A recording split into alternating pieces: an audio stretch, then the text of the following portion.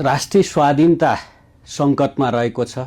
देशले सुशासन खोजेको छ, समृद्धि खोजेको छ, युवाहरूलाई रोजगारी आवश्यक छ। राष्ट्रिय स्वाधीनताको रक्षा, देशको समृद्धि र सुशासनको लागि विगतदेखि काम गर्दै आएको नेपाली कम्युनिस्ट पार्टी र यसका उम्मेदवारहरूलाई आगामी निर्वाचनमा तारा चिन्हमा मतदान गरी विजय गराई आम नेपाली जनताले, युवाहरूले आफ्नो राष्ट्रप्रेम, देशभक्ति, स्वाधीनता र सुशासनको प्रतिबद्धतालाई व्यक्त गर्नुपर्नेछ।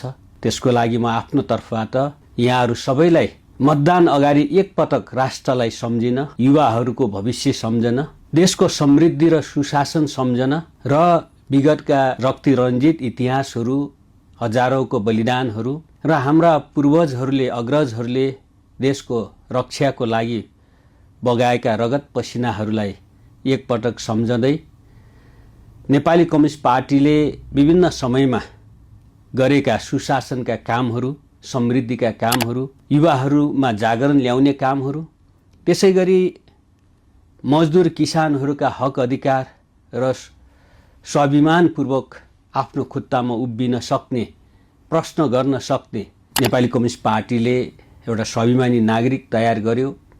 त्यसै गरी उत्पीडित जातिहरू, जनजातिहरू, मधेसीहरू, दलितहरू, कर्णाली, सुदूरपश्चिमका पिछडिएका क्षेत्रका जनताहरूलाई देशको मूलधारमा, शासनको मूलधारमा ल्याउने काम गर्यो। त्यसको लागि एजेन्डा प्रस्तुत गर्यो, त्यसको लागि सङ्घर्ष गर्यो, संविधान र कानुनमा व्यवस्था गर्यो।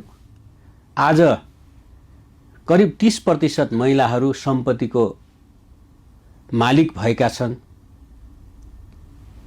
1/3 महिलाहरू राजनीतिक क्षेत्रमा, प्रशासनिक क्षेत्रमा स्थापित भएका छन्। पिछडिएका क्षेत्रका मान्छेहरू, युवाहरूले राज्यका मूल प्रवाहमा आफ्नो स्थान पाएका छन्। त्यति मात्र होइन, हिजो हेपिएको किसान, मजदुर आज प्रश्न गर्न सक्ने बनेको छ। मान्छेकै रूपमा व्यवहार नगरिने दलितहरू, अछुटहरू आज राज्यको मूलधारमा अधिकारसहित स्थापित भएका छन्। अझ धेरै काम गर्नु छ, यतिले पुगेको छैन। देशको स्वाधीनता, समृद्धि, सुशासन र रोजगारी सिर्जनाको लागि धेरै काम गर्नु छ।